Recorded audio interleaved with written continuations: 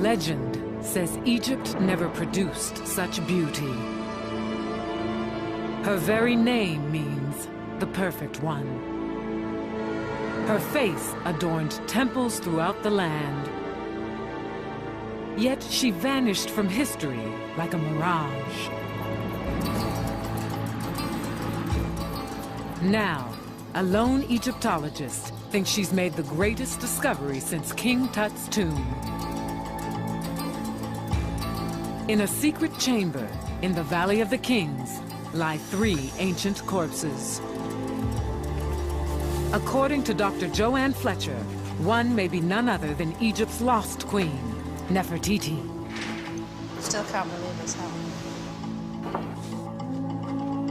In the hands of an international team of experts, the latest technology will reveal the mummy's secrets and forensically reconstruct what may be the face of Nefertiti.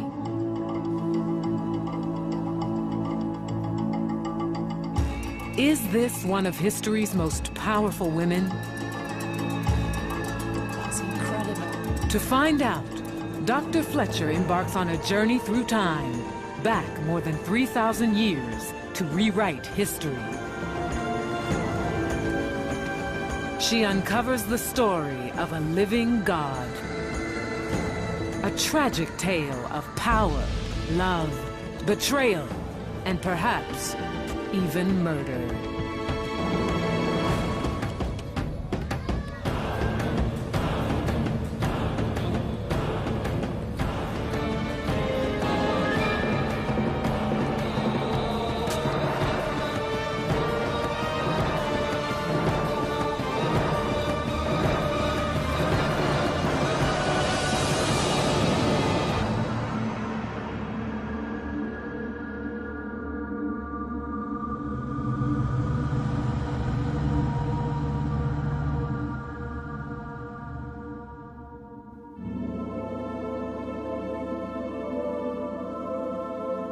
The Egyptian Book of the Dead speaks of a terrible curse. If a mummy is mutilated, the gods cannot recognize it. It cannot enter the afterlife and is trapped between the world of the living and the world of the dead. A mummy like this has lain forgotten in the Valley of the Kings for 3,000 years. Who is it, and why was it cursed?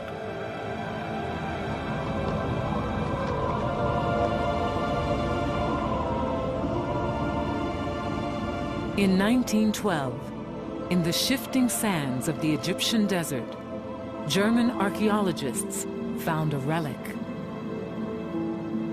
A bust of a forgotten queen. This astonishing find is now an icon of beauty the world over.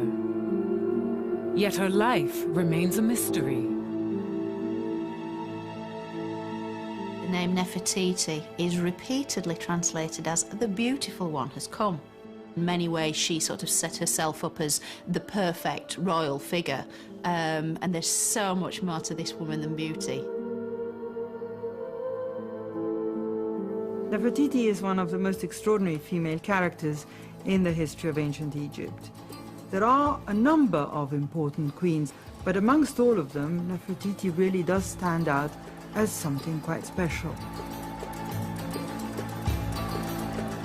It's said Nefertiti's power was unsurpassed.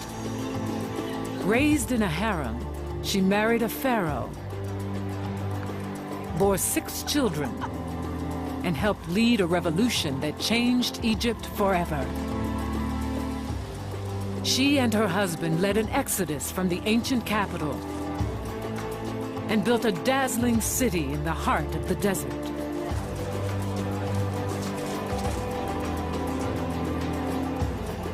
For some, she was a religious zealot, a conspirator, a traitor.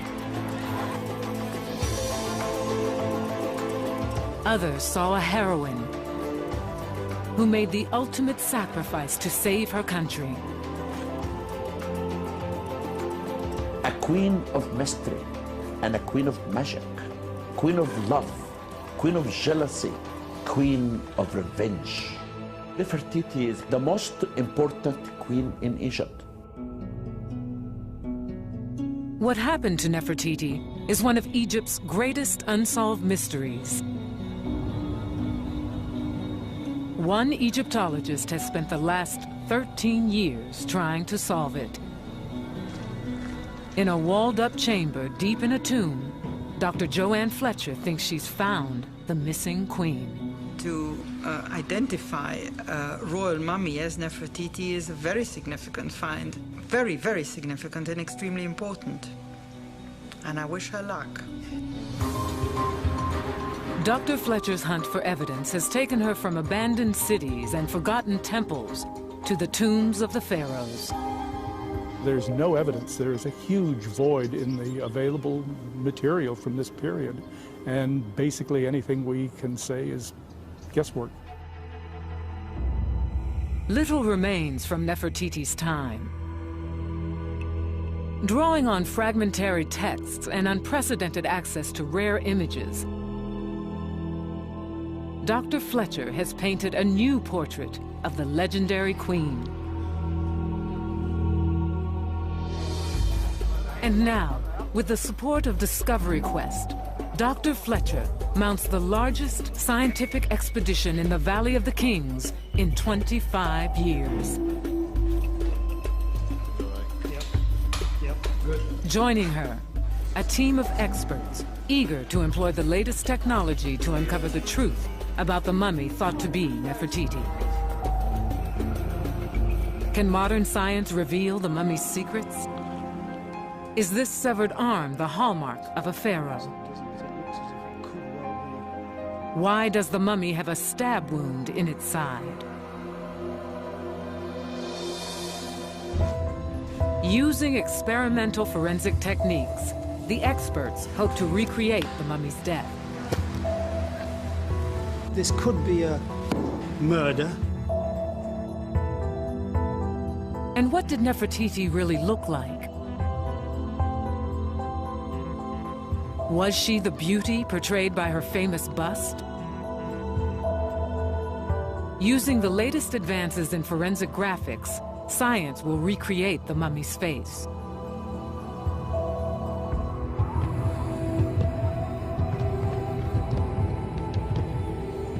But where does the mummy's story start?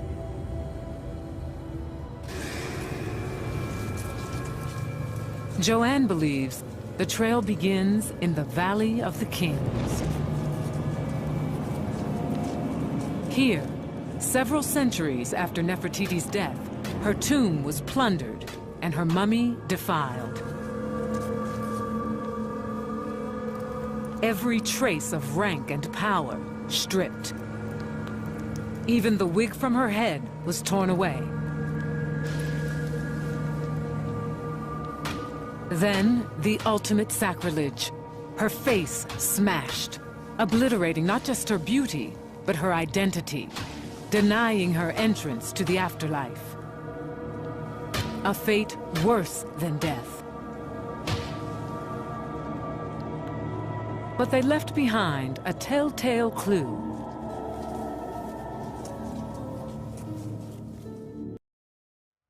A clue overlooked by everyone, except Dr. Joanne Fletcher.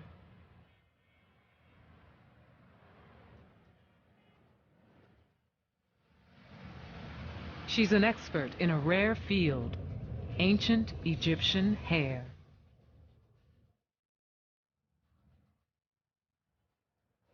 "13 years ago, buried among the treasures of the Cairo Museum, Joanne noticed an ancient wig. With certain specializations, you do zoom in to quite a close range level. You tend to see things that otherwise tend to get dismissed as trivial. I'm actually drawn to things which other people may have missed.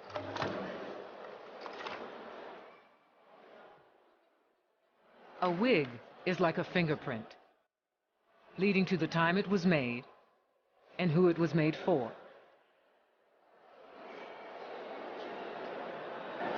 What we're actually looking at here is basically the Nubian wig, the Nubian hairstyle, which generally was only worn by royal women between around 1400 and 1300 BC.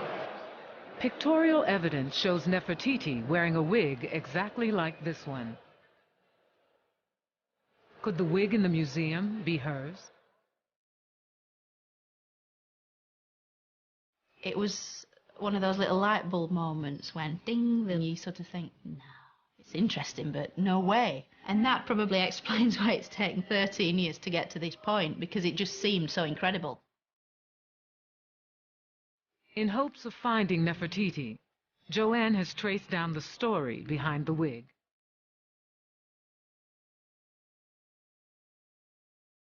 In 1898, a Frenchman named Victor Loret began excavating a tomb sealed for thousands of years.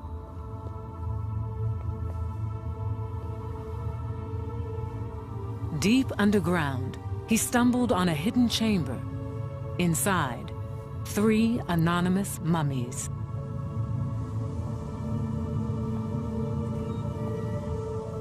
One seemed mutilated. Beside it, Loret found a wig.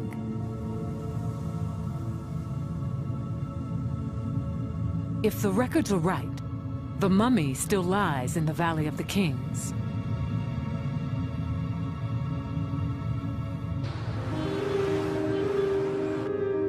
A century after Victor Loret, Joanne heads for the tomb.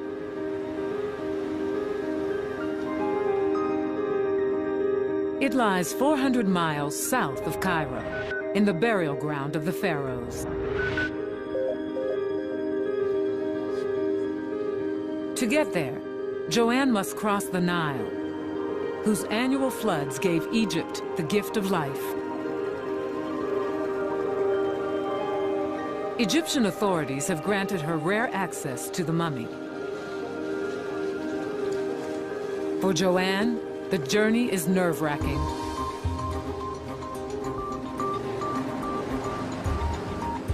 Oh, I've never felt like this in my life. It's almost fear, anticipation, excitement, tremendous excitement. She passes the Colossi of Memnon, a landmark Nefertiti herself often passed.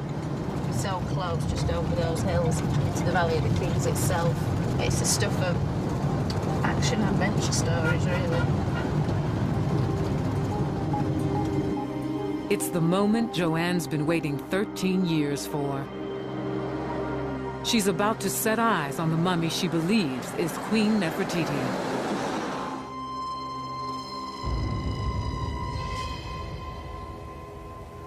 7 a.m., and already the temperature in the Valley of the Kings soars to 120 degrees. For 5 centuries, almost all Egypt's kings were buried here. The valley is honeycombed with tombs. Could Joanne be about to make one of the greatest discoveries since the tomb of King Tut?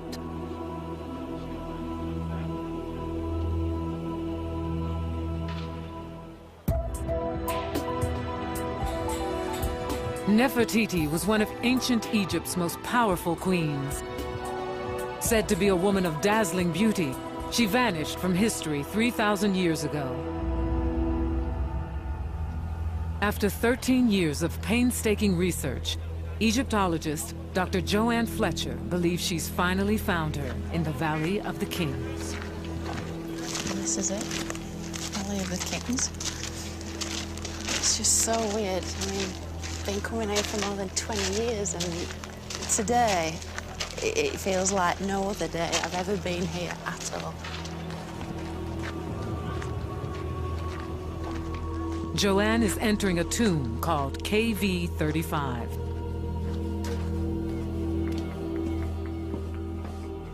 One of the deepest and most spectacular tombs in the valley, KV35 contains 4 side chambers. One of these contains the lost mummy. The tomb was used by priests to house mummies whose own tombs had been looted. A deep drainage pit on the way in doubled as a deadly trap for tomb robbers.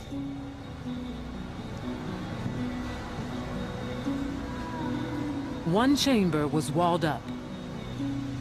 Do the remains of Nefertiti lie inside? The wall, the burial chamber. For real. It remains sealed, save for a small breach to periodically check the contents within. So exciting. Joanne is waiting for Dr. Zahi Hawass, Egypt's leading mummy hunter. Mummies captured our hearts. They have secret and magic. If you say the word mummy, it turns the eyes of every child and every man, because mummies has magic. Hi, Dr. Hawass. No. Dr. Hawass's official sanction is essential, and the tomb can't be opened without his say-so.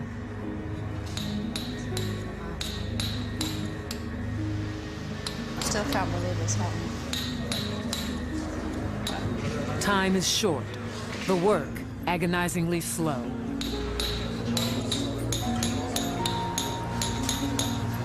The temperature passes 100 degrees Fahrenheit. The humidity, 90%. An hour later, and the hole becomes a window. 3 mummies lie within.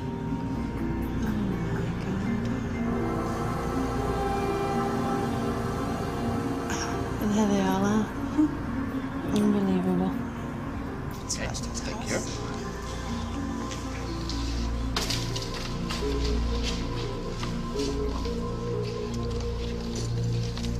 Can you see them?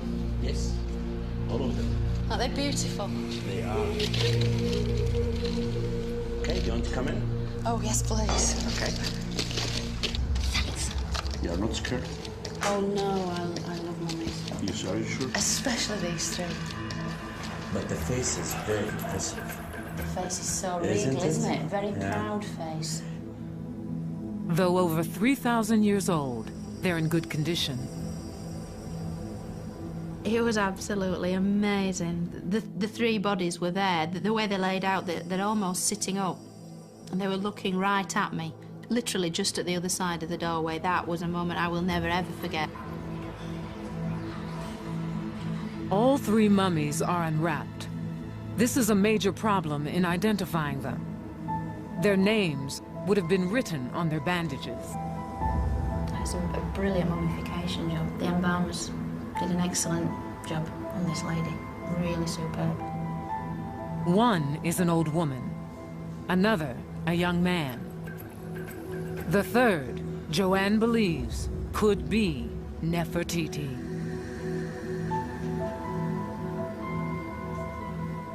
To guard her theory, Joanne has spent the last 13 years referring to the mummy as Lady X.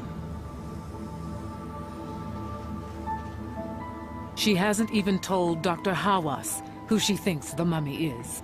The 3 mummies here still making mystery and still making people wonder why they were left here.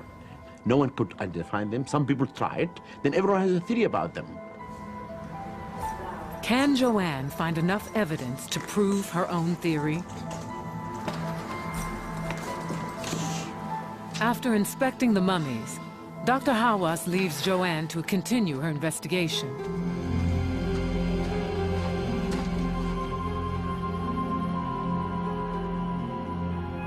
Joanne has just 2 hours to identify Lady X as Nefertiti. She's a real enigma. Now I'm here, literally face to face with this woman. It is so reminiscent of a very famous piece of sculpture. I mean, purely from a visual point of view, it is a striking similarity. The long neck is a clue. So is the band mark around the head. Beneath her high crown, Nefertiti's head was shaved, a precaution against lice, disease, and the Egyptian heat. It's possible that something rather tight-fitting would have been worn, and because there is no natural hair, because it's been removed, it would have made the wearing of a tight-fitting tall crown, for instance. But certainly this individual had something quite tight worn on the head when she was prepared for her burial, the funeral regalia of royalty. Another distinct feature appears in some depictions of Nefertiti: double ear piercing. And interestingly enough, the left ear has been pierced not once but twice. I'm not aware of any other examples of doubly pierced ears from pharaonic Egypt. For Joanne, the double ear piercing is compelling evidence. Damage to the mouth reveals another tantalizing clue. And then in the middle of all this, all these wonderful clues, you have perhaps the most telling thing of all, you have this terrible malicious damage. But after death, someone hated this woman so much, it appears, that they wanted to literally smash her face in with some kind of blunt instrument. It's just quite amazing. It really is quite extraordinary. I'm, well, almost lost for words. After Nefertiti's death, almost all depictions of her were mutilated. The damage to the face fits the pattern. This is somebody inflicting real hatred on this face. It would be very much in keeping if this woman had attained great power in her life and had, I don't know, annoyed certain individuals, if you like, a terrible thing to do to what originally would have been a very beautiful face. Smashing the face meant a mummy couldn't speak its name to the gods and enter the afterlife.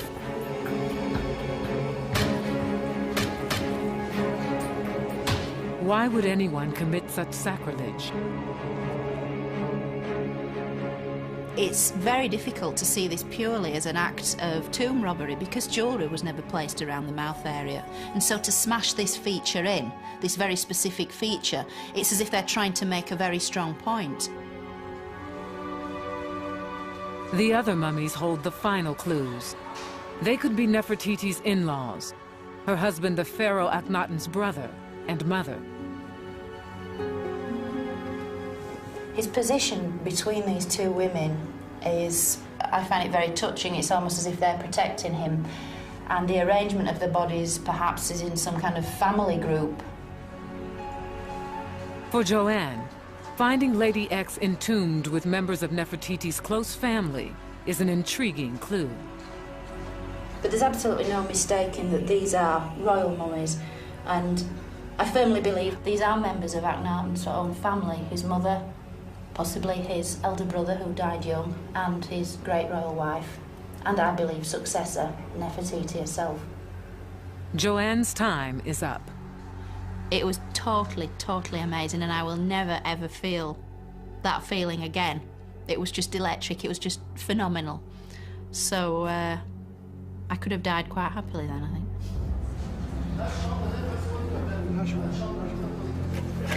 The mummies are walled up again.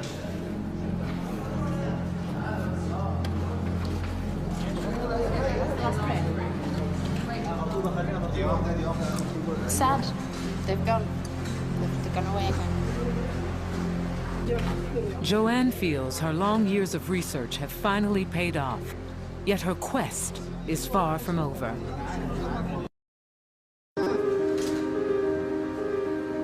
To prove her theory to the world, she must examine the mummy again, this time with the latest technology. But the last team to be granted permission to perform scientific tests on mummies in the Valley of the Kings did so more than a quarter of a century ago. While she waits for permission, Joanne embarks on an archaeological odyssey in search of the hidden story of Nefertiti's life.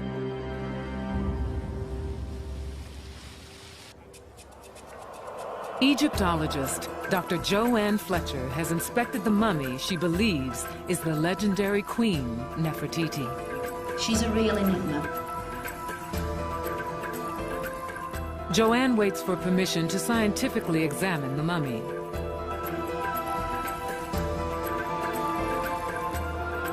For now, she picks up the archaeological trail in hopes it leads back to the tomb.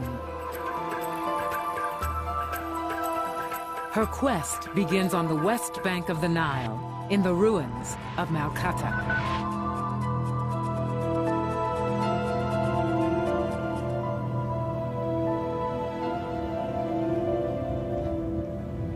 In this once lavish palace, Joanne thinks Nefertiti may have spent her childhood.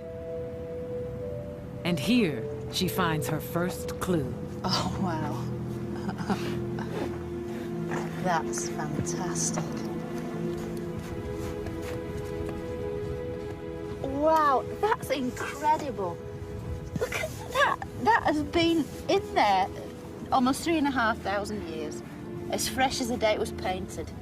And these are the actual colours, the actual wall scenes, the decoration that all the Amarna royals would have seen. Amenhotep III, Akhenaten, Tutankhamun, of course Nefertiti. At its height, Malkata was the most spectacular palace in ancient Egypt, home of the pharaohs. Joanne thinks Nefertiti grew up in this sprawling compound. 500 consorts and concubines. The vast harem of Amenhotep III, one of Egypt's greatest pharaohs.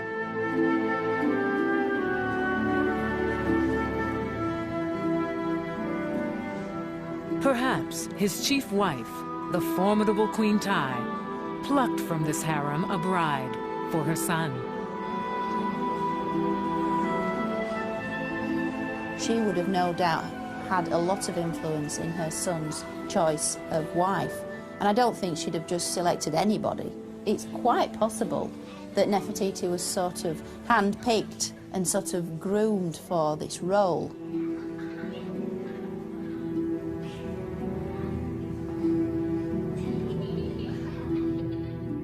Nefertiti's bond with Queen Tai might explain why the two mummies were entombed together.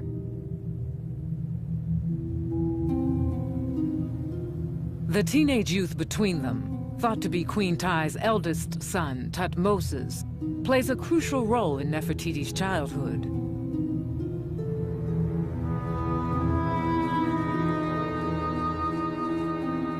Heir to the throne, Thutmoses dies young, a twist of fate that places Akhenaten and Nefertiti next in line to rule Egypt.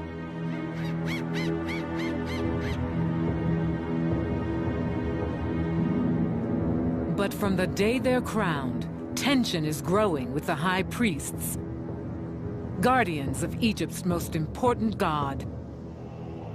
Called the Cult of Amun, their power rivals that of the pharaoh himself. They were the traditional elite. They were conservative, predominantly male, very set in their ways and very, very rich.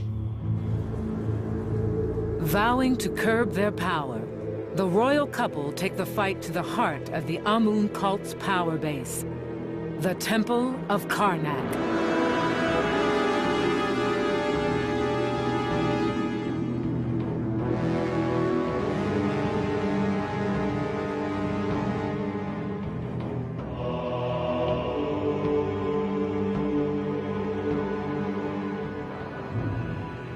Built in the ancient capital of Thebes, Karnak was probably the most spectacular temple complex the world has known.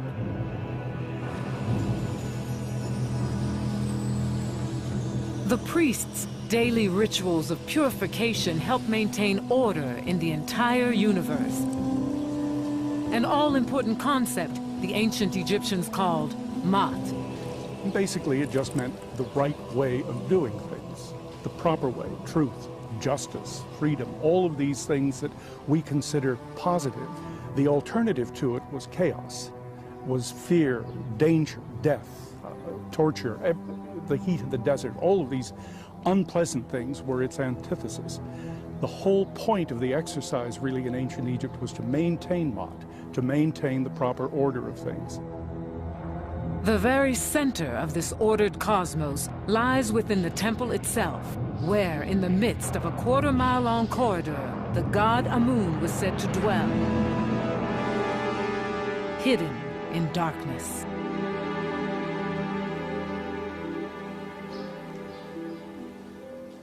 Joanne has come to Karnak to uncover evidence of a conflict that would tear Egypt apart. A clash of ideas in which Nefertiti herself would play a leading role. Karnak was built up over generations. By time-honored custom, each pharaoh was expected to dedicate yet more temples to Amun. Akhenaten and his wife broke with tradition and plunged Karnak into chaos. In search of clues, Joanne climbs a secret passage once used by priests. It leads to the top of a pylon, a traditional gate tower. It's really, really narrow. And then I can hear the noise of bats. This must have been where the priests of Amun came to get to the very top of the temple, where they have their observatories, and they could chart the stars, the course of the planets, and work out when exactly to celebrate the sacred rituals that were so important for the running of the country.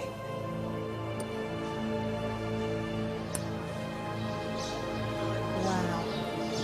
Amazing. From her vantage, Joanne can see the birthplace of a revolution.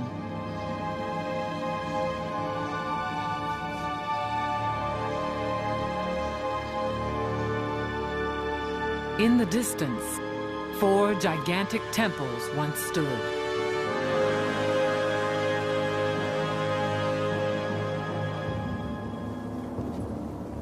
Within, the royal couple worshiped the new supreme being, the sun god, the Aten.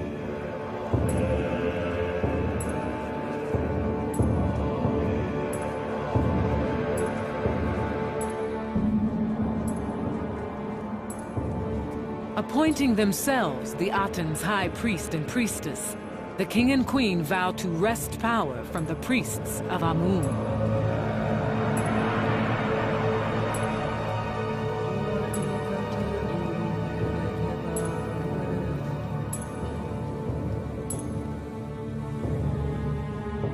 Within a few years, the monuments they built to the Aten have eclipsed the old temples of Karnak.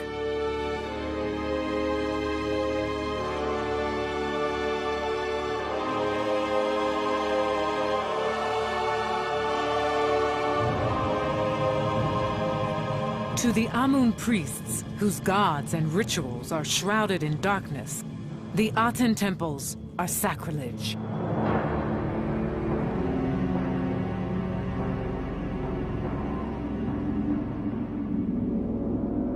The Aten temples no longer remain, but an earthquake revealed their building blocks, hidden for thousands of years inside this vast pylon. Come in. Shukran. Searching for clues to Nefertiti's role in the new sun religion, Joanne gets special permission to view the rarely seen blocks. Wow, this is amazing. Absolutely amazing.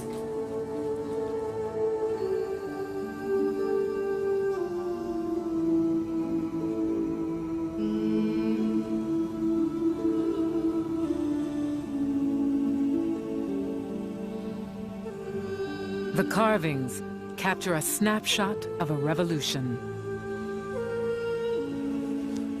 You can see here. Oh, wow, yeah, as you see that's here. wonderful. It's very fantastic images. This is wonderful. Nefertiti. Huh? And again. Yes, as you see here. More and more. She's everywhere. Oh, these are fantastic. Nefertiti's portrayal is unprecedented. This really just confirmed that she was a woman of tremendous importance to be shown so frequently in this way. The images confirm Nefertiti played a key role in building the sun temples to the Aten.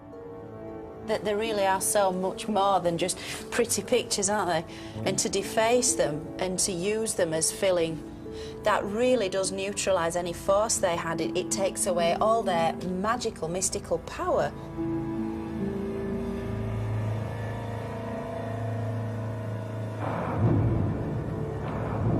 Garbed in his ceremonial wig, the high priest of Amun saw the sun temples as blasphemy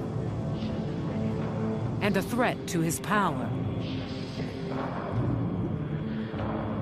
Around regnal year 5, Akhenaten's been king for 5 years, and there's a very oblique reference in the text which talks about evil words he heard. There was some kind of plot or conspiracy, perhaps. The priests had had enough. To thwart the conspiracy, the royal couple makes a radical move. They decide to abandon Thebes, capital of Egypt for hundreds of years. Inspired by a vision of his sun god, the Aten, Akhenaten sets off into the desert. He seeks a place to build a new capital, a haven far from his enemies, and a base for launching a revolution. A revolution that led to Nefertiti becoming the most powerful woman in the world.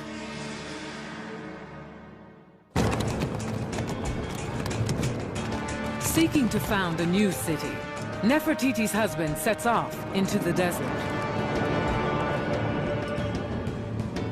The pharaoh Akhenaten vows to abandon the ancient capital of Thebes and build a new Egypt.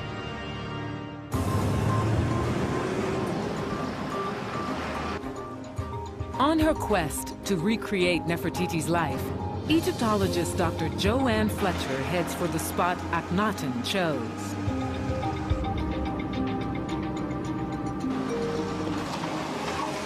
"200 miles north of Thebes, it's now called Amarna."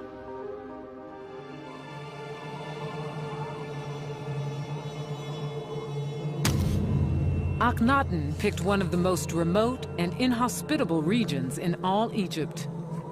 He actually announces that he decided to found the city in this spot because the Aten, his father, led him to it.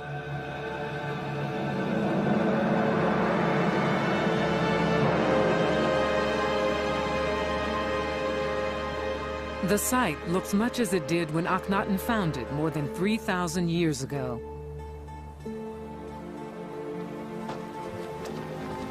Joanne can even see the distinctive cliffs that Akhenaten interpreted as an omen that he had found the right place.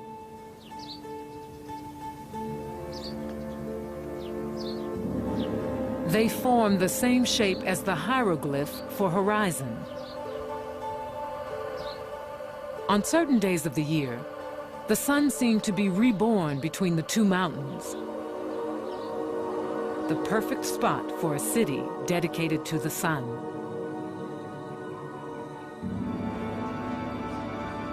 With Nefertiti, Akhenaten began planning a city like no other in Egypt's history. A city designed to venerate the sun, even in the layout of roads and the placement of temples.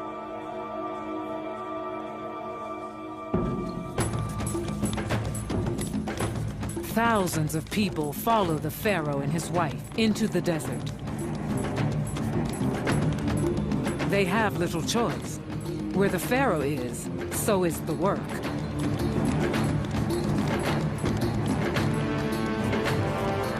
Masons and craftsmen come to build the new city. Converts come to worship the new god. And opportunists come to exploit the new frontier.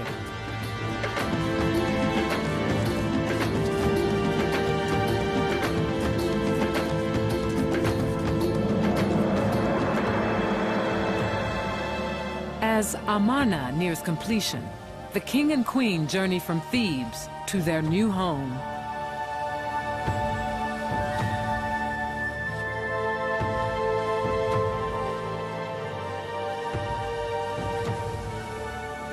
Built within a few years at lightning speed, Amarna is one of the first planned settlements in history.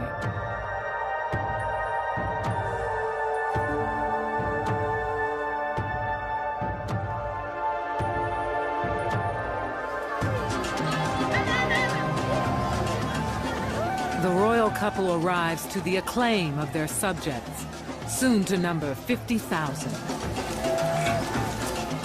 As a sign of the new times, they seem to adopt an informality never before displayed by royalty.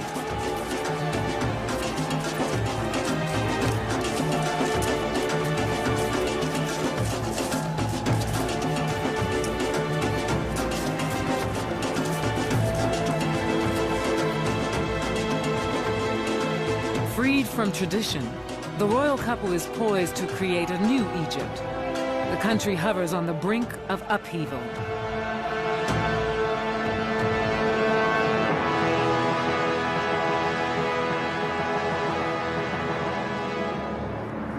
They'd taken away the traditional gods by year 5, and they'd simply replaced the gods with themselves. The only way, effectively, to reach the art and to reach the gods was through the royal family. You had to worship them, and they would in turn pass on your best wishes to the art.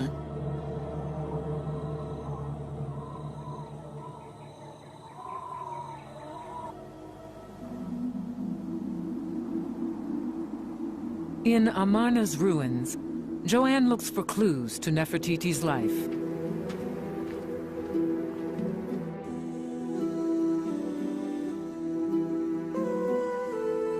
Ancient art depicts a happy family playing with their daughters.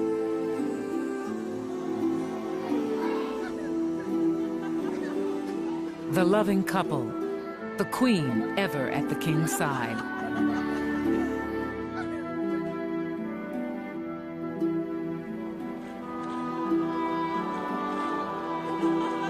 The art style itself is more natural than ever before.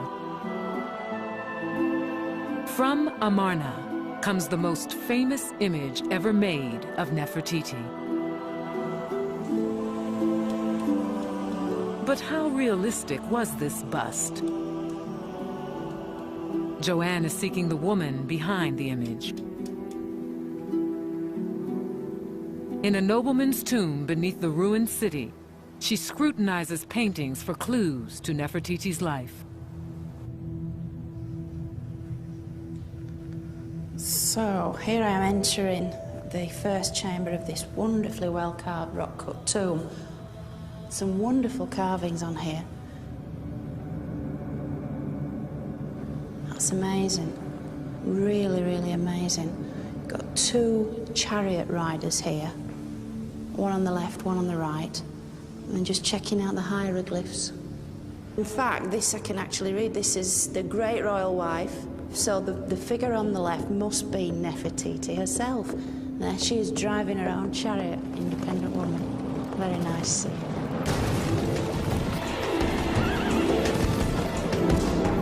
A scene that would have incensed Egypt's old order.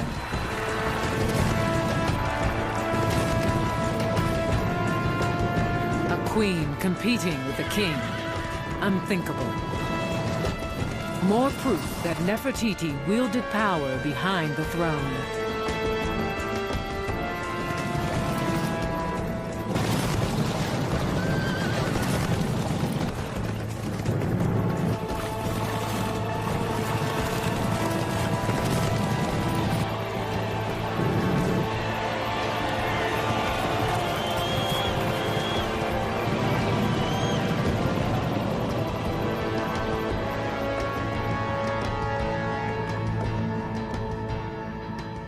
Unlike most queens in ancient Egypt, she played a very significant role in the court, and indeed she and her husband are frequently shown and described as equals. Some depictions of Nefertiti go even further. She assumes the duties of the pharaoh himself. She was depicted in a scene smiting an enemy.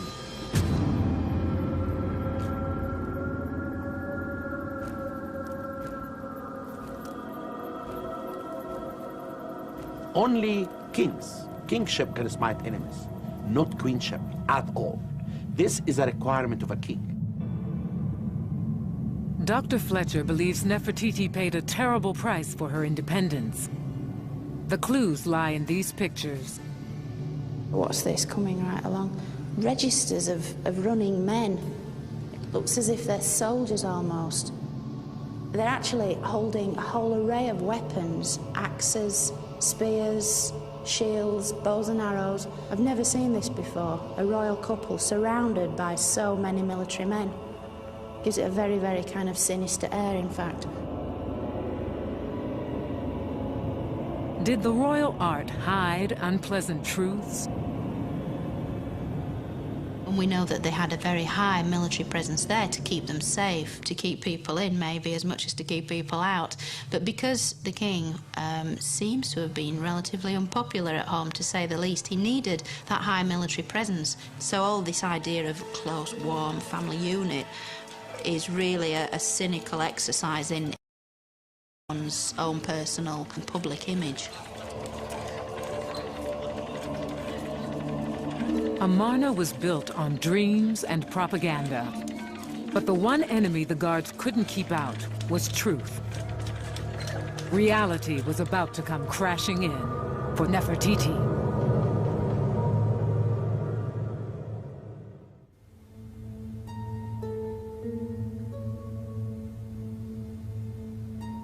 From the sands of Egypt, Dr. Joanne Fletcher resurrects a legend.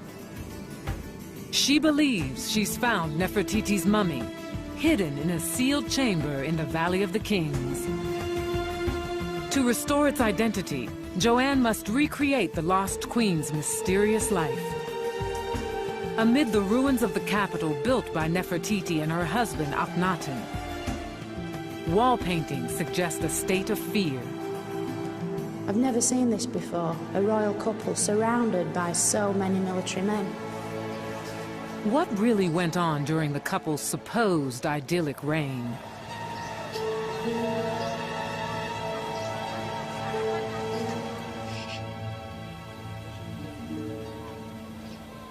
Though portrayed as a utopia, Amarna is designed for a darker purpose.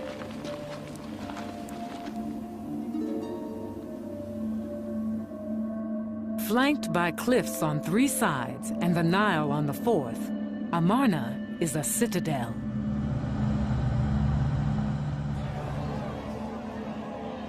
From this bastion, the royal couple unleash a revolution.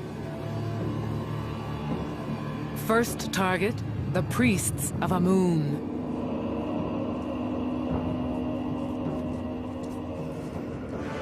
To pay for Amarna and settle old scores, Nefertiti and Akhenaten plunder the temples of Karnak.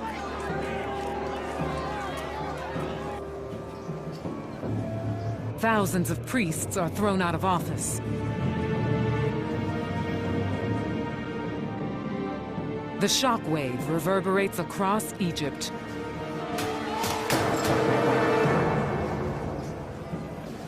The traditional heart of each community was the temple. These were now closed down. There was mass unemployment, and yet it just wasn't done to openly criticise the king. What began as a utopia turns into a reign of terror. The old gods are brutally swept aside by the new cult of the Aten.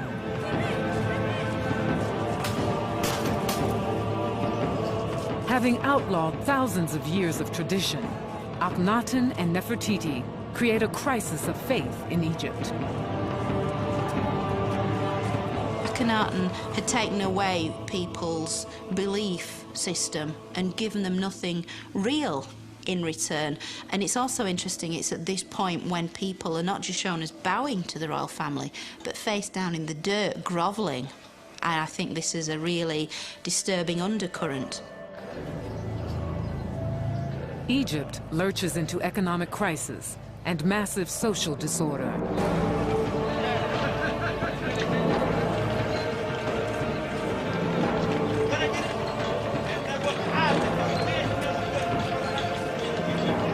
With the army suppressing dissent at home, Egypt's borders go unguarded. tablets found in the sands, addressed to Akhenaten, reveal a country sliding toward catastrophe.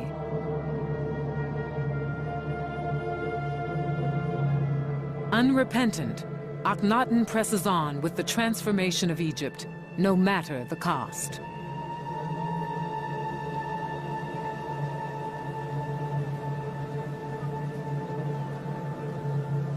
We can only imagine what Nefertiti must have thought, because she was ever the pragmatist. I don't think Akhenaten would even have noticed or cared. He was such a terrible politician. But Nefertiti, for her, alarm bells must have rung. How can we pull this back? How can we retrieve this situation? It's all starting to fragment.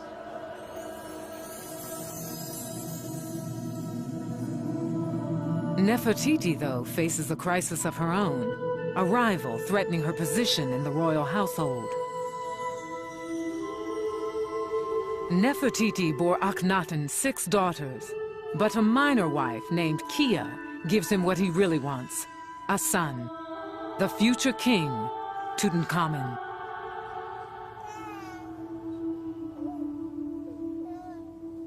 Yet Kia's time as the pharaoh's favorite seems short-lived. In year 11 of Akhenaten's reign, she disappears from the records. No one knows why. Some think she fell victim to a jealous Nefertiti. We've got this idea of this wonderful family unit actually far more devious and dark than was previously imagined. Joanne's investigation is beginning to build a profile of what the real Nefertiti was like. I think she knew exactly what she was doing and how she would achieve her ends.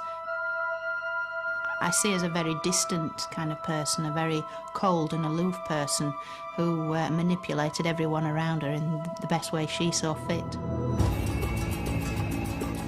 Nefertiti's ability to manipulate situations to her own advantage seems to be confirmed a year after Kia's disappearance. Her response to the crisis came soon enough. In year 12 of Akhenaten's reign, while Egypt totters on the brink of collapse, an extraordinary event takes place in Amarna. A huge public celebration called a Durbar, perhaps planned by Nefertiti herself, to reassure the people that all is well.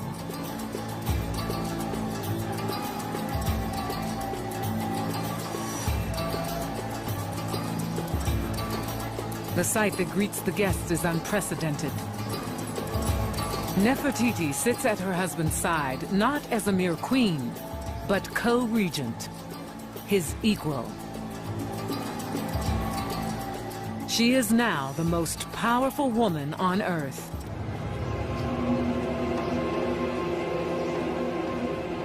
But her moment of triumph is marred by disaster. Amid the tribute for the royal couple is a deadly gift: plague.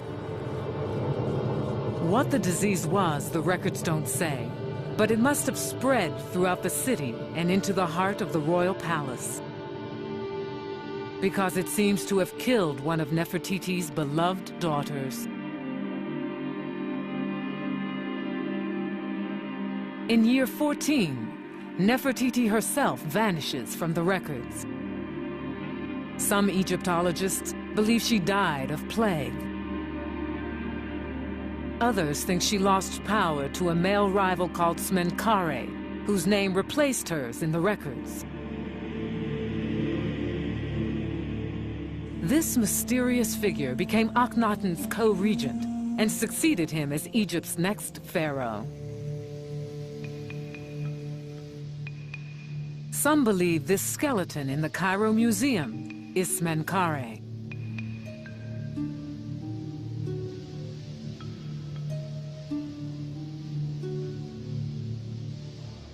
But many Egyptologists now believe Smenkhare was another name for Nefertiti, a theory Joanne hopes to confirm.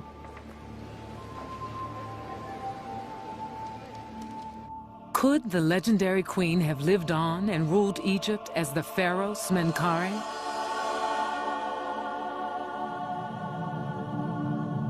To prove the theory, Joanne must find evidence that the mummy in KV-35 is actually a female pharaoh. After 6 months of waiting, she at last has the chance to prove it. The Egyptian authorities have given her permission to re-enter the tomb.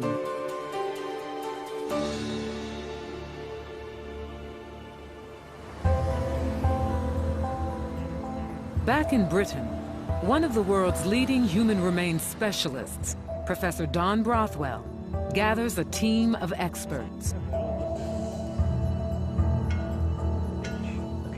One of the first scientists to examine the famous Iceman, Brothwell has also investigated mass graves in Kosovo. His team tests a portable digital X-ray on a mummified body, the most advanced of its kind in the world.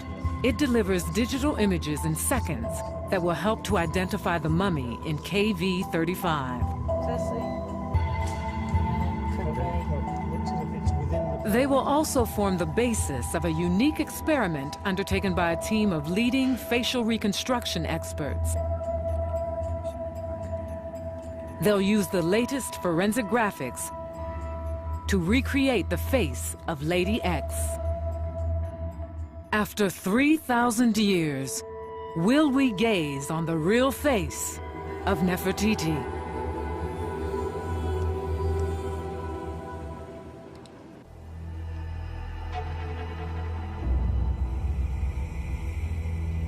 Egyptologist Dr. Joanne Fletcher has returned to the Valley of the Kings.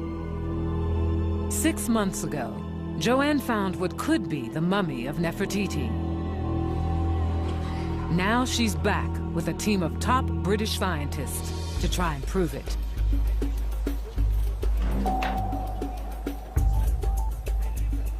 Not for a quarter of a century has a scientific expedition of this size been allowed in the world's most famous graveyard.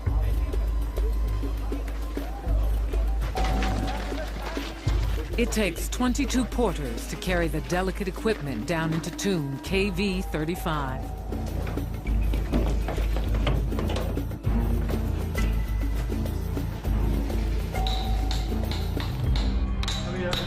Once again, the wall comes down.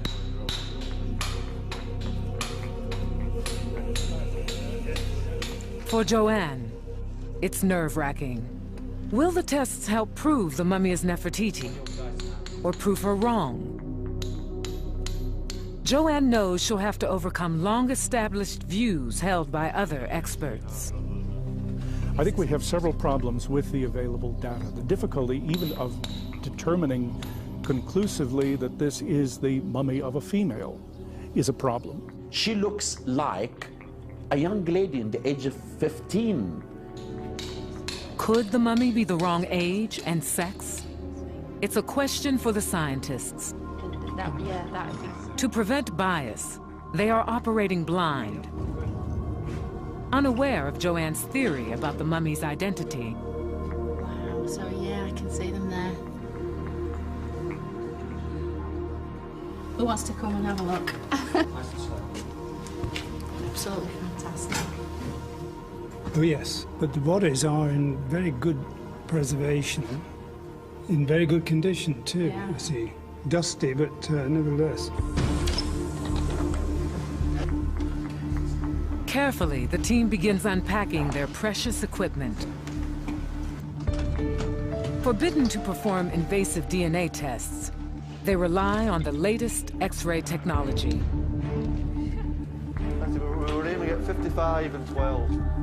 The digital imaging equipment will yield X-rays in seconds.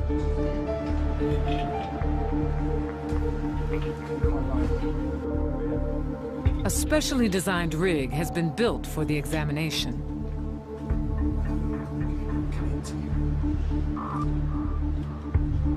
It's tense work. One tiny slip could shatter the brittle mummies. To see whether, in fact, if it's straining anything, of course. Carefully, radiographer Andrea Bates begins the digital scans. 1.6. It's very new technology. This is using electronics to get a digital image, same way as digital cameras can get an instant picture. It goes straight into the computer and it can be post-processed, it can be moved around much more easily, and it's much more flexible for the viewer than conventional X-ray film. In the heat and humidity, the equipment seems to be holding up. X-rays. Yes, that's perfect. Yeah, fine. The X-rays quickly answer one question: the mummy's gender. It's female. In terms of its skeletal morphology, it's fairly gracile, and I think without any doubt it's female.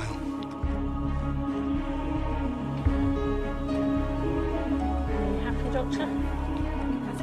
Moving on to the chest, the team gets their first tantalizing clues to the mummy's identity. Okay. That's a good image. What emerges is full of promise. Abdominal area, there's the top of the pelvis, look, and the lumbar vertebrae, the lower part of the ribs. Lots of packing, as you see, and up there. Now that's not normal packing. No, that's clearly not. Metallic, isn't it? It is. That looks like... Too. That looks like a jewellery element, doesn't it? Yeah, it does, doesn't it? Yeah. The tiny shapes are beads left behind when tomb robbers ripped jewelry from Lady X's neck. At once, Joanne recognizes their significance. Can we zoom in on that again? Because that looks like a little amulet, an ancient Egyptian amulet that they used in jewellery, a sort of a Nefer shape. And these things would be worn in profusion all around the neck.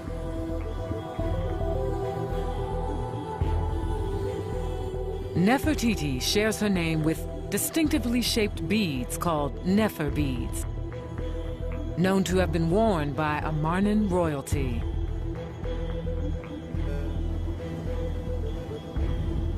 It's almost a centimetre long. So we've got a royal mummy, quite possibly, almost, well, definitely, with this profusion of sort of little jewellery elements in amongst the wrappings and in amongst the mummification materials. So this is a really, really high status individual. The team has discovered a vital clue to the mummy's identity. Next, they begin scanning the mummy's head and spine. Good, I think we start with that. Okay. Yeah, good detail of the skull and the teeth. Is this the skull of ancient Egypt's most beautiful woman? These images may hold the answer. Detail is beautiful, isn't it? Yeah, it is. From them, scientists will attempt to forensically reconstruct Lady X's face. The X-rays also show she still has her brain, a telling clue for mummy chemist Dr. Stephen Buckley. Traditionally, the brain was removed during mummification, but Nefertiti's immediate predecessors broke with custom and kept their brains intact. The X-rays provide Buckley another clue, signs of a distinctive embalming fluid. So interesting to me are these bits here, these sort of artifacts that are in with the tissue and what, wrappings. These little that's right, like sort of crystallized. Yeah, that's right. It shows up as a snowflake effect. The snowflake effect in the X-rays is very characteristic of the 18th dynasty, and that combined with the very fine quality of embalming and the brain remaining in situ confirmed the late 18th dynasty date for this mummy. Nefertiti came from the 18th dynasty, an encouraging coincidence.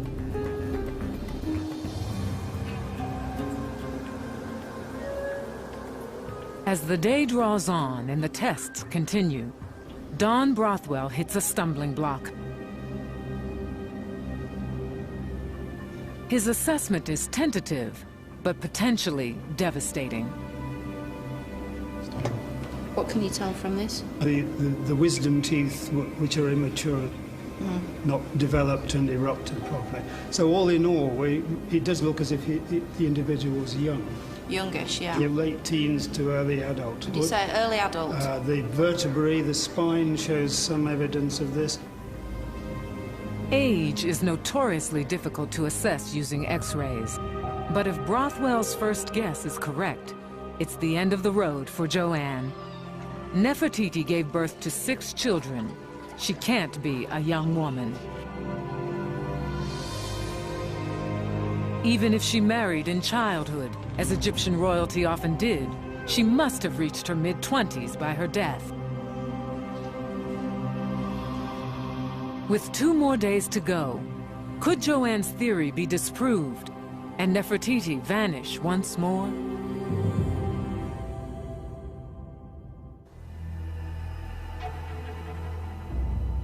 In the Valley of the Kings, the investigation in tomb KV35 reaches the halfway mark.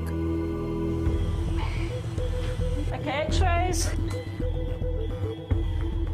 Armed with forensic science, the team examines a mummy walled up in a hidden chamber for more than 3,000 years. Dr. Joanne Fletcher believes it's none other than the legendary queen, Nefertiti.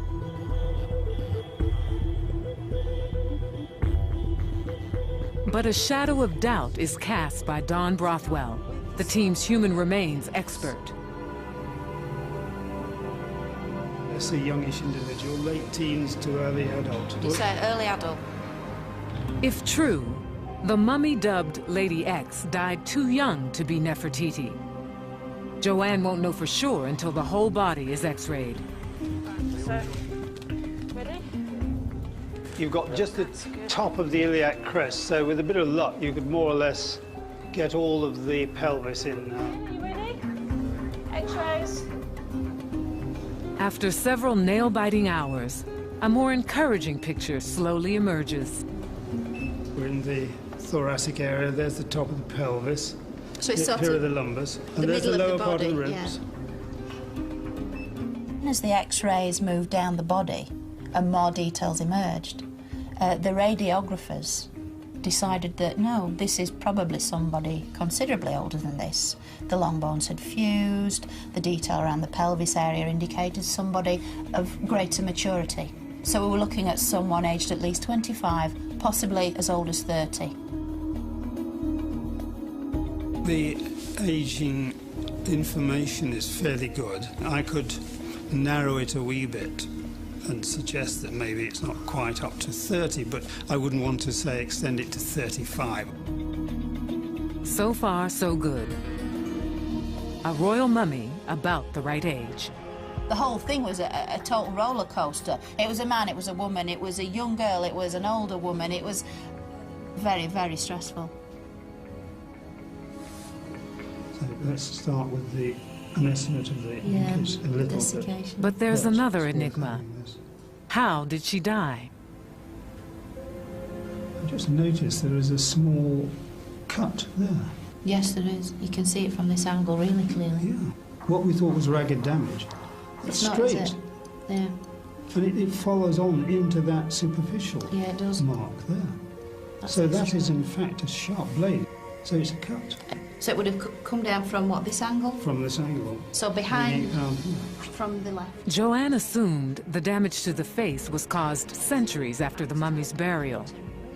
Don disagrees. The big question is how dry the bodies were. In other words, whether it could have happened not so many months after mummification. Joanne begins a close examination of the body. She's joined by Dr. El Magani, a mummy conservationist from the Cairo Museum. They probe for more clues.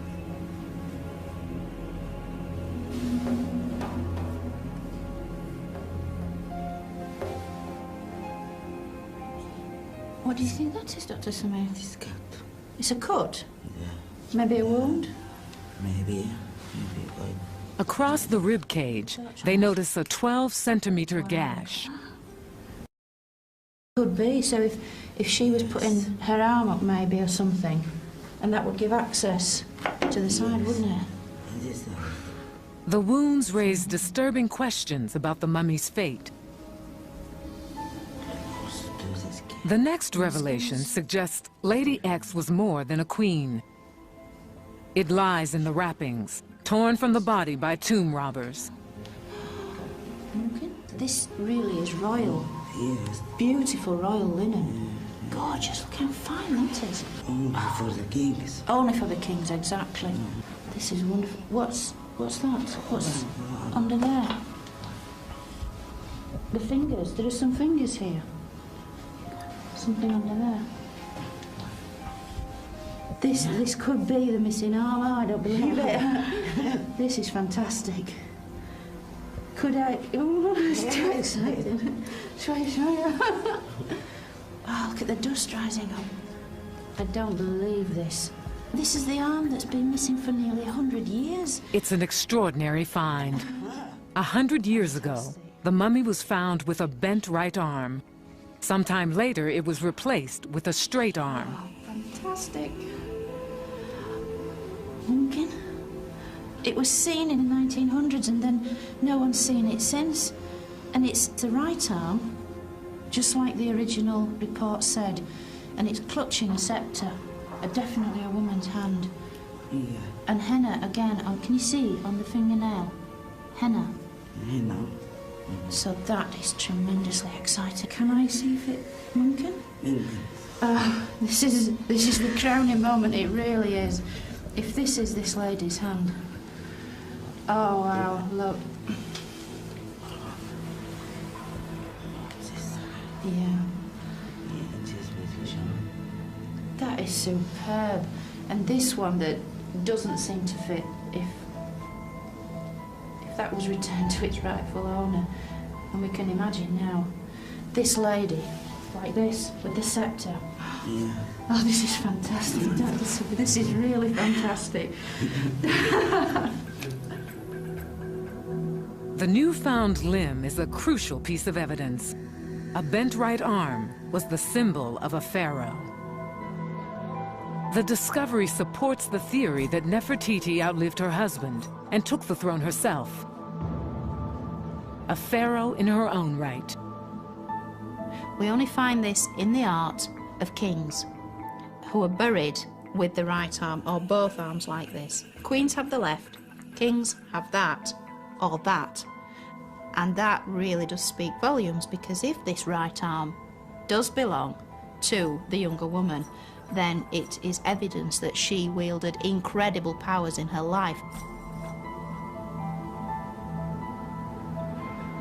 Does the bent right arm belong to Lady X? The team undertakes a series of X-rays to find out. X-rays.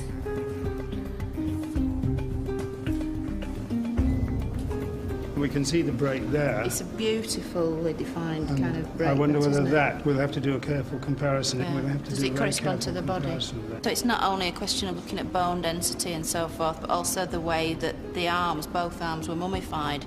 And the question is whether they are similar to the left arm on the body. No one can say until the X-rays are meticulously analyzed. Confirmation must wait until the team returns to Britain. The expedition's time is up. Joanne may never again get this close to the mummy. I've established in my own mind certainly that this is a royal woman of the late 18th dynasty, potentially a female pharaoh. She's quite incredible, and I certainly think she could well be the great Queen Nefertiti. Science has solved some of the mysteries surrounding Lady X, but others persist. Were the terrible wounds to her face and body accidental or premeditated?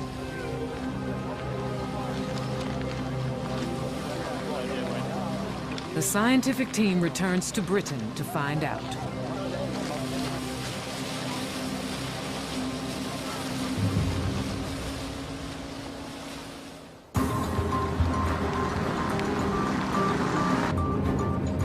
Joanne heads back to Amarna to solve another riddle.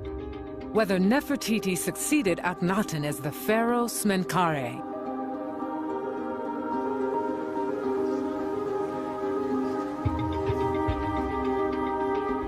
To prove it, Joanne needs evidence Nefertiti outlived her husband. Akhenaten died in year 17 of his reign. His cause of death remains unknown. What matters more is who buried him.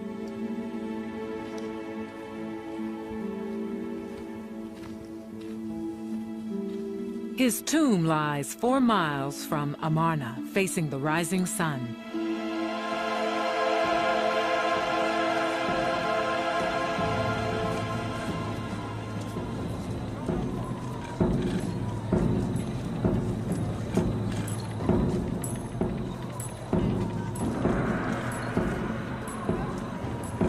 I believe it would have been she who led the funerary rituals, the funerary rites, as Akhenaten's chosen successor and heir. Certainly, as his co-regent, she would have fulfilled the criteria. She would have been the proper choice. As her husband's heir, only Nefertiti could have conducted the sacred opening of the mouth ritual that gave him immortality.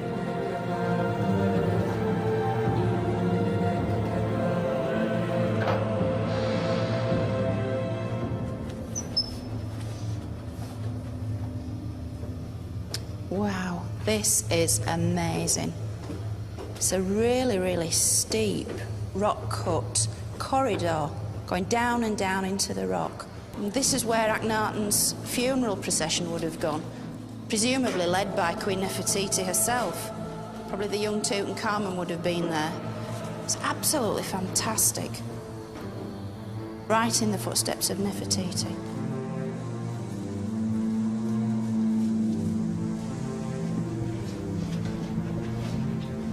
According to history, Nefertiti should already have been buried in this section of the tomb. Joanne finds evidence to the contrary. This is supposed to be the tomb of Queen Nefertiti, but this is completely unfinished. It's in a very, very rough state. The ceilings, the walls, the pillars are all very rough. I just don't buy it for a minute. I don't think she was buried here at all. But Akhenaten was. Ah, wow. So this is Akhenaten's burial chamber. His tomb was definitely finished. And this slab in front of me would have been where his sarcophagus was, with his mummified body inside it. It's almost certain she would have stood absolutely where I'm standing now, conducting the funeral rites of a dead husband. More proof Nefertiti was alive when Akhenaten was buried appears on his sarcophagus in the Cairo Museum. She's standing at each corner of the sarcophagus with her arms out in a protective pose. She's obviously been selected to replace the traditional goddesses. She's there in a protective capacity. Only she can protect the soul of the king in the afterlife. The queen became a goddess, pharaoh in her own right. But her husband's death signaled the end of the revolution. The empire teetered on the verge of collapse.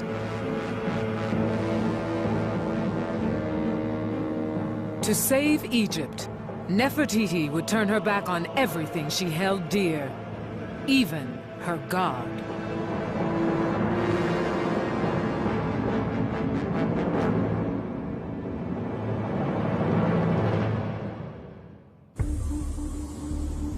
Egyptologist Dr. Joanne Fletcher has led a team to x-ray the mummy she believes is Nefertiti. Now, the data will be used to recreate the mummy's face. A specialist unit based at Nottingham University, England, has been selected for the task. They're pioneers in computerized facial reconstruction, more used to working on unidentified murder victims than 3,000-year-old mummies. When we do any sort of forensic work, we always work as blind as we can. We work with the data we are given and nothing more, which may affect our judgment on that particular case. The first hurdle, turning X-rays into a three-dimensional computer model of the mummy's skull. It's time-consuming work, and requires mapping thousands of points. Once complete, markers are placed on the 3D skull to indicate skin depth. The head is now ready for the complicated task of adding muscle and flesh. In Egypt, Dr. Joanne Fletcher tracks down a final mystery. She's convinced Nefertiti wasn't buried in Amarna. But how did she end up 200 miles away, in the Valley of the Kings?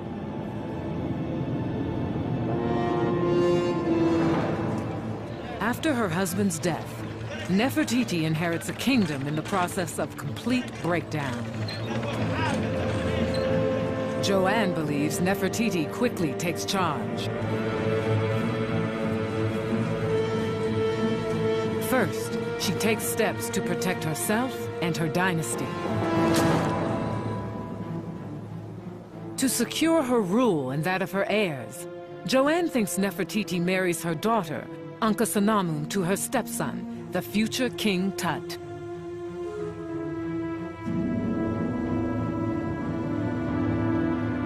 What happens next goes unrecorded, but Joanne believes she may have the answer. If this individual was Nefertiti ruling as sole pharaoh, she would have had to have sort of undergone policy of damage limitation. What could she do with the empire? It was falling to pieces. She had to start trying to win back Egypt's empire abroad, consolidate things at home, which she couldn't do from the middle of nowhere at Amarna.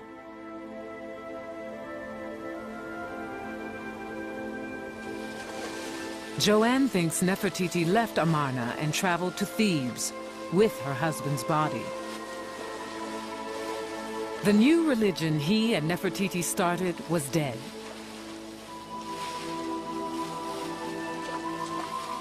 He would be reburied according to the old ways. A gesture to pacify her old enemies, the priests of Amun.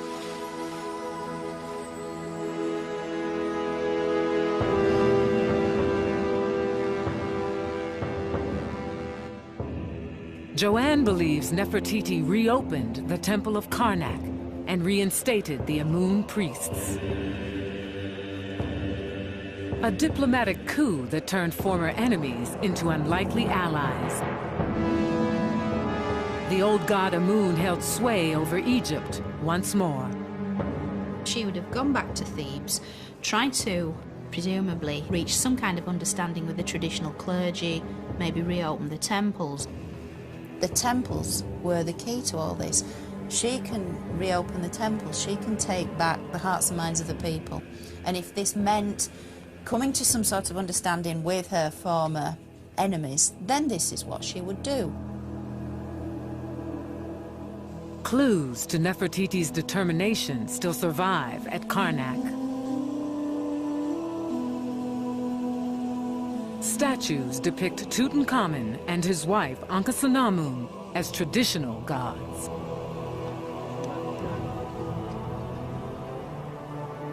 Perhaps Nefertiti ordered them instructed in the old ways.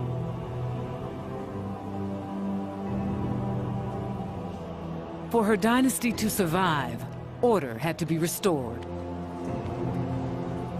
whatever the cost.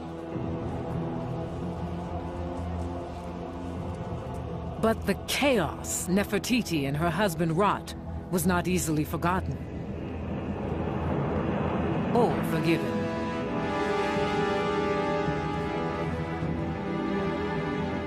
Joanne thinks Nefertiti reigned in Thebes until her death a year or so later.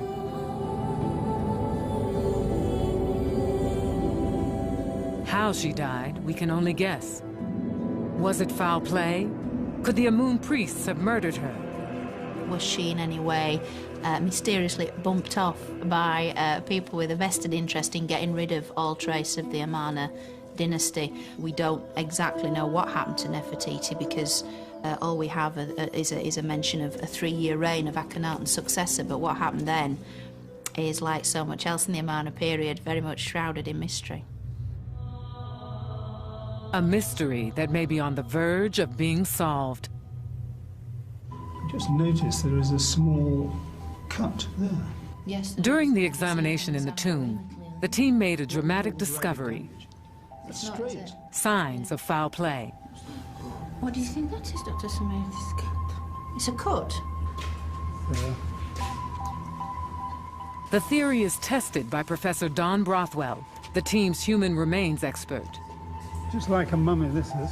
Substituting pig carcasses for human bodies, he tries to simulate the damage to Lady X. He begins by duplicating the wounds on a fresh pig, whose flesh is similar to a human's. Well, that's not penetrated as deep as the axe, by any means. Brothwell repeats the test on a vacuum-dried pig. To the back. Almost all moisture has been removed from the body, a process that imitates mummification. Certainly did. Brothwell replicates the wounds, carefully noting the differences. There are some impressive differences. What is absolutely certain is that the cut into her chest is only seen in the fresh pig, whereas in the case of the dried pig, in fact, we couldn't get a knife to penetrate through at all. So that argues very strongly that the body was fairly fresh. On the snout area, in the fresh pig, both machete and the axe produce injuries which are far more similar, I think, to the injury we have on the young woman mummy. This could be a murder. My guess is that these were received about the time of death or after death. In fact, she would not have survived. When the facial wound was delivered remains uncertain. But the wound to the ribs was almost certainly dealt before death. Certainly, Nefertiti and Akhenaten made plenty of enemies in their life. Certainly they whipped up enough hatred amongst the traditionalists of Egypt to have warranted a sticky end, shall we say. As to whether it's evidence for murder, I really wouldn't like to say, because again, it is such speculation. I think all we can say is it's very interesting. Whether Nefertiti was murdered, we may never know. But if Lady X is Nefertiti, someone went to a lot of trouble to erase her identity. Joanne believes they even ripped off the bent arm, symbol of her power as pharaoh. But is she right? Chemist Dr. Stephen Buckley has pieced together the puzzle. After analyzing the straight right arm placed beside Lady X's body, he concludes it's not hers. But it clearly doesn't fit. It's too long, about 2 centimeters too long. Also, the use of the embalming materials is quite different compared to the left arm of Lady X that is still attached to the body. So clearly this cannot belong. Does the bent right arm found by Joanne belong to Lady X? The proportions of the bones is about the right sort of robustness, if you like. And also the coloration on the forearm is similar to that on the left forearm of Lady X that is still attached. Joanne believes the work of the scientists has helped identify a female pharaoh. For her, it can only be one woman.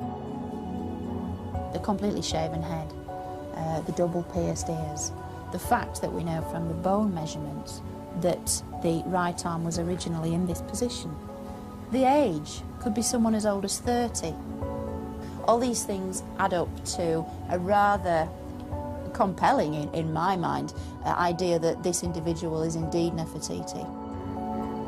Some experts remain skeptical. They think final identification will require future developments in DNA testing. DNA is not accurate for the mummies. Scientists who do DNA today, they still say that we need more years to do more to improve DNA method. And that's why I will wait. A few years down the line, I think we'll be in a much better position to say whether this is or is not Nefertiti. We're not at that point yet. I think this identification of the third mummy to be Queen Nefertiti, it's speculation. But Joanne remains convinced she's made the discovery of a lifetime. and with her team, assembled the best case now possible. All we're putting together is a body of evidence that is very, very strong. Nothing more, nothing less. And we stand by that because we say this could well be Nefertiti herself. Her quest to identify the lost mummy nears an end. The final clue has yet to be examined. One that could convince skeptics Lady X is Nefertiti. Her reconstructed face. Will the mummy look like the famous bust of Nefertiti?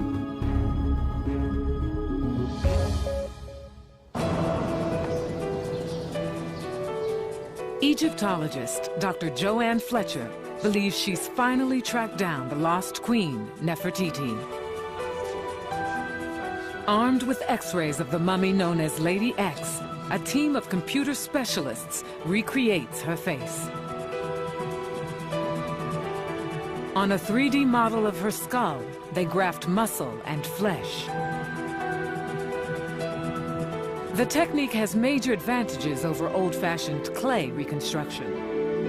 If I did a facial reconstruction in clay from a skull, and then a little later I did another one, I'd get a slightly different face. But with a computer, if we have the same skull and the same data, we get the same face. Once complete, the face is handed to a graphic artist for the finishing touches.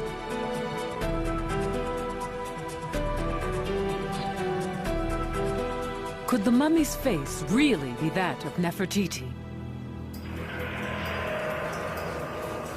70 days after Nefertiti's death, her mummification is complete. The royal embalmers cast spells and perform rituals to help preserve the body for all eternity.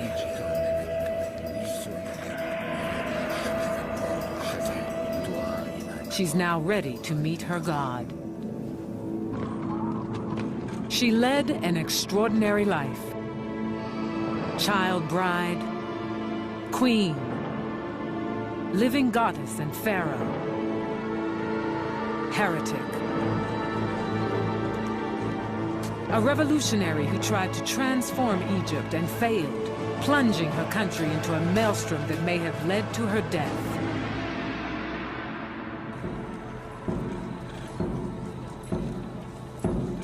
Joanne believes Nefertiti was buried in the Valley of the Kings. Her funeral procession led by her stepson, King Tut, and her daughter, Akhenaten, the new heirs to her throne.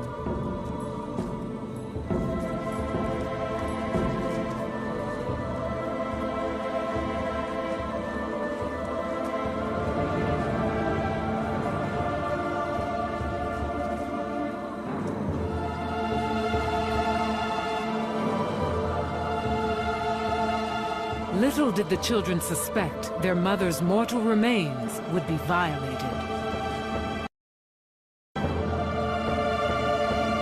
The unforgiving priests of Amun, the men Nefertiti and her husband tried to destroy, exacted a terrible retribution.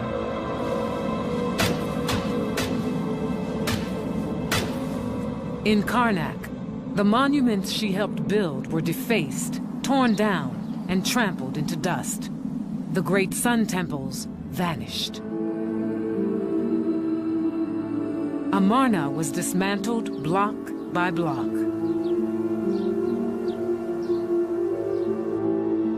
Joanne believes she's traced Nefertiti's story back to Thebes and the burial ground of the pharaohs, to tomb KV-35, where a desecrated body was abandoned and walled up with her relatives, never meant to be found.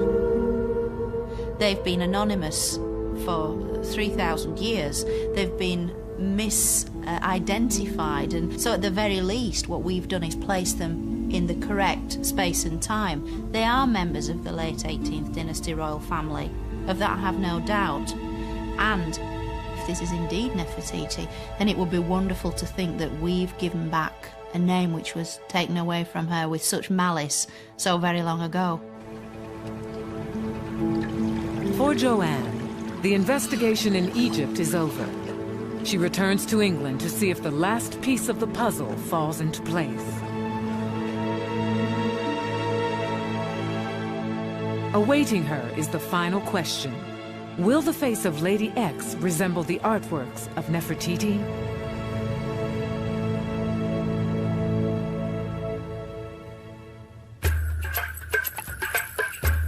The reconstructed face is almost complete. A computer graphic artist adds features believed to be close to those of the ancient Egyptians. What will the finished face look like?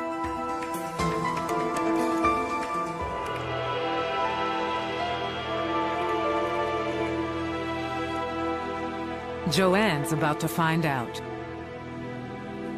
Hello? The team gathers for the unveiling. Hello, Joanne. Hiya. Hello, how are you? Hello. It's the moment of revelation. Brilliant, thank you. Slowly, the process of creating Lady X's face unfolds before her.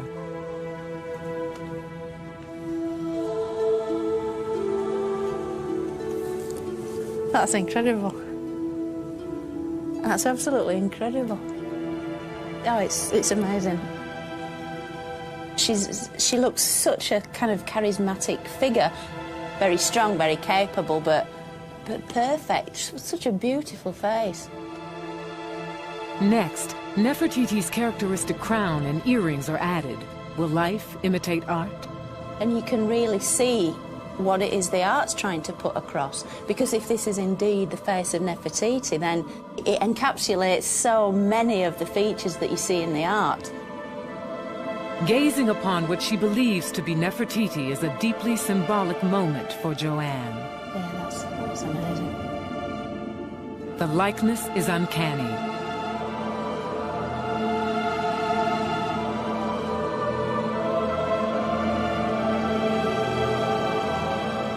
After her 13-year quest, Joanne believes she's restored the mummy's identity and given Nefertiti back her name. Having restored their potential identity, you're sort of giving them access back into the afterlife. You are restoring their name. To speak the name of the dead is to make them live again. That's what the ancients believed, and in some ways, that's what I believe too. After more than 3,000 years, the curse on Nefertiti has been lifted.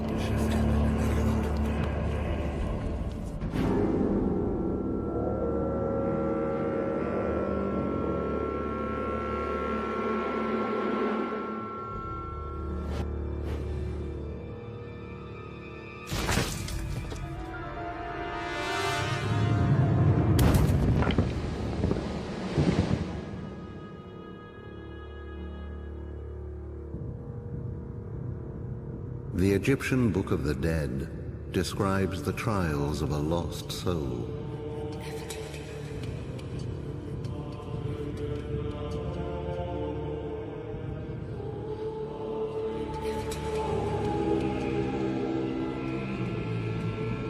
For when a soul recovers its name, it is once again made whole.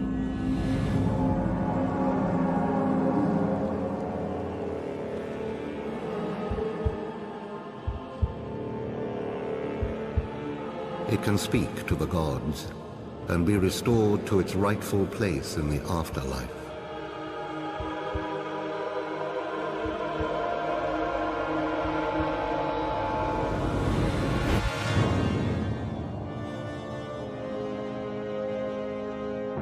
Returning to the land it once knew, it can complete the soul's last journey to eternity.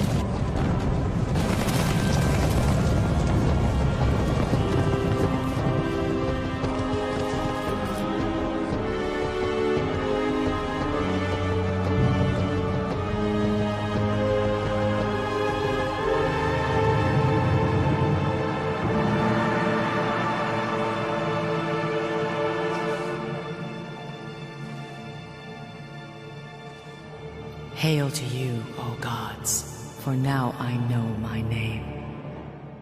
Whatever evil speech I made, whatever evil deed I did, let the Aten himself rise up to defend me.